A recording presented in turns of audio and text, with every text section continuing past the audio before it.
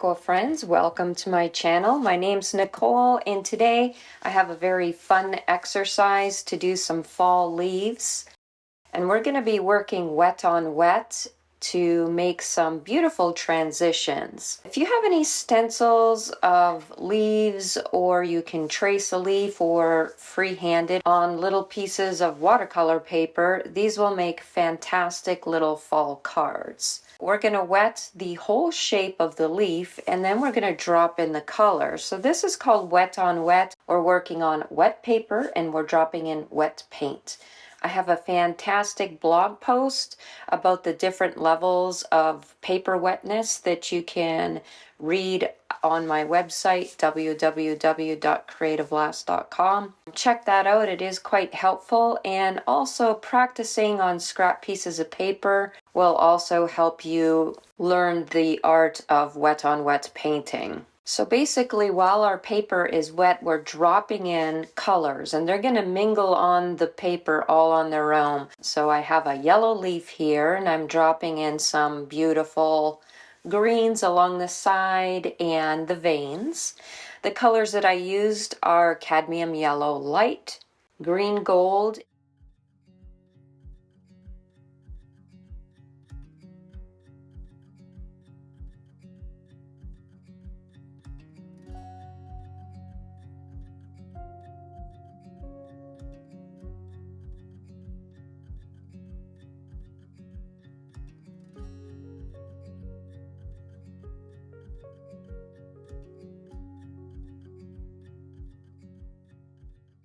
the darker green I'm using now is called sap green.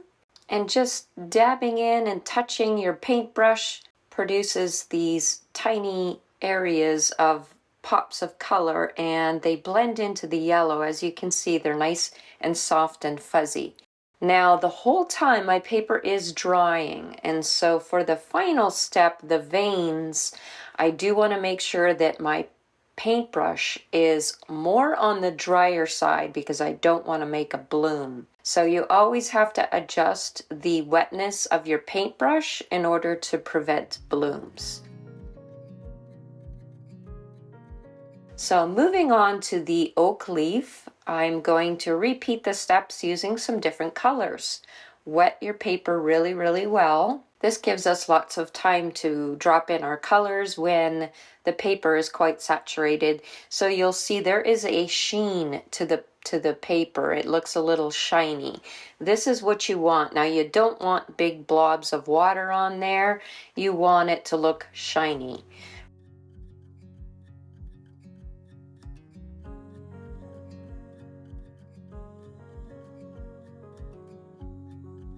From there, I'm dropping in some burnt sienna.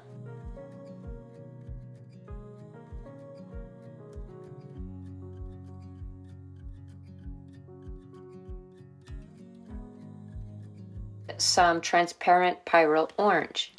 This is a very bright color, as you can see, and adds a lot of life to our oak leaf.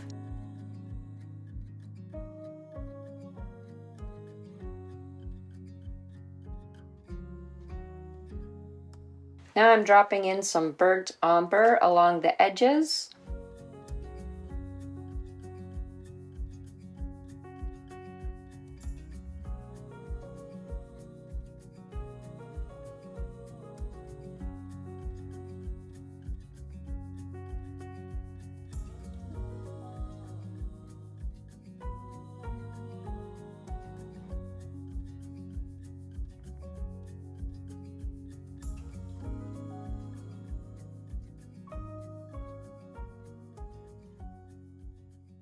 And basically, I'm going to keep playing with it and dropping in the colors as I see fit. I am always being mindful of the drying stage of my paper, though. So I'm using a very thick consistency dryer brush to put the veins in so I don't make any blooms. So you see, these can be done very quickly within 5 to 10 minutes per leaf. It's very, very fast. Moving on to my next one, I'm going to be doing this one in yellowy orange color.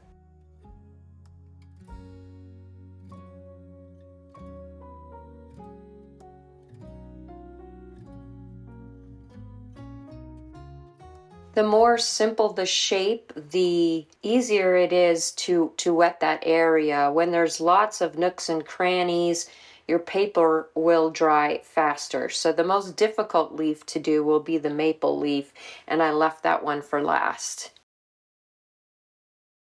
So the color that I'm using here is a very warm yellow. It's quinacridone gold. It's quite beautiful, and it is just so vibrant. On top of that, I'm dropping in that beautiful transparent Pyro Orange.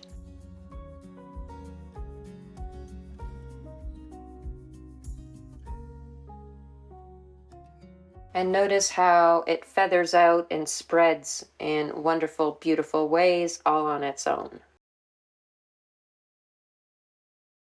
That's the fun thing about painting wet on wet, is it just makes these lovely patterns all by itself.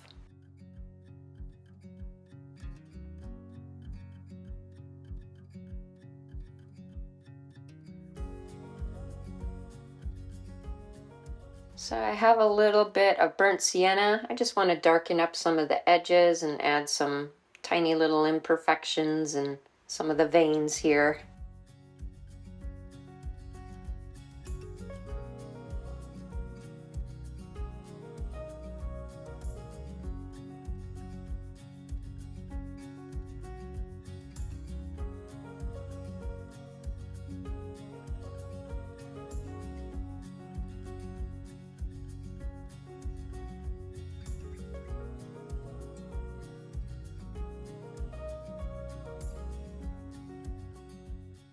Last step with my script liner brush and a very thick consistency. I'm doing some of the veins.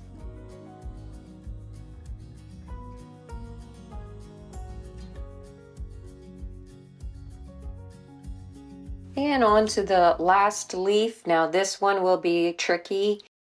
It will dry a lot faster because the object is very spread out. There's lots of nooks and crannies that I have to get into with my brush to wet them. And so by the time I'm done wetting it, a lot of it will already start to be drying. So this one I have to work really, really quickly to get my colors in. So I'm wetting the whole area as well as I can and then dropping in my colors. So for this leaf I am using some quinacridone red and some of that transparent Pyro Orange as well. So notice I know that it'll be a lot more wet in the center, but all of these edges, especially on that left-hand side, the paint is hardly spreading. So I know that this is drying so super fast. I'm having a hard time keeping up.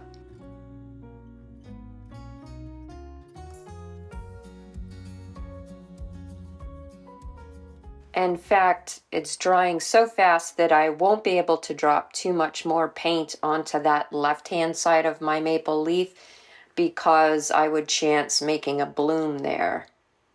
So I'm being very careful and just putting some dark, extremely thick paint along the edges so that I don't chance making a bloom. And I'm very hesitant to go back into that red, as you can see. When it looks matte and it's not shiny at all, then you really have to be careful because it's drying so fast that it could make a bloom there.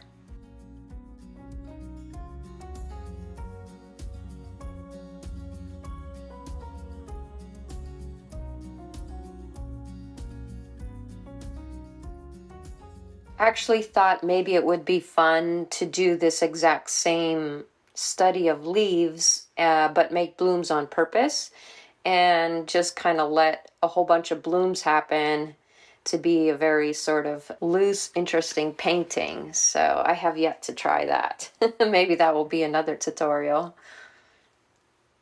Blooms, no problem. But in this example, I'm trying not to make a bloom. So my last step is the veins. That's very thick consistency of paint. And that is it. I hope you guys enjoyed this little tutorial. You guys just created a masterpiece. Congratulations. I'm all done with my leaves. They're fantastic for mounting now on some cardstock and giving them as gifts or some fantastic autumn cards. Thanks for watching. See you next time.